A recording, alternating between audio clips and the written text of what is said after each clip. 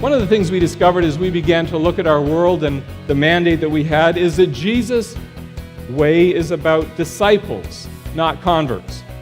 You see, it seems to me that Western Christianity has succeeded at making converts to fill the church, but Jesus' way, the better way, is to make disciple makers to be the church. Now, what if we actually did that? I'm not saying it's not happening at all, but what if just one person somewhere in the world this year were to pray and say, "Oh God, would you give me one disciple this coming year?"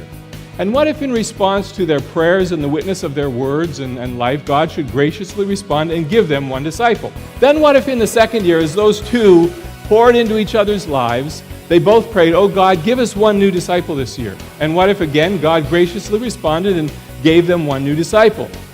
How long would it take for the disciples to thoroughly impact the world?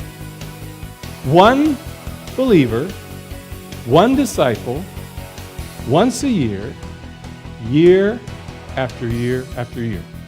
Do you realize that in 33 years, there would potentially be 8 billion reproducing followers of Jesus, more than the population of the world today?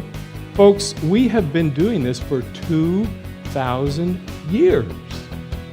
Maybe we've been looking without really seeing.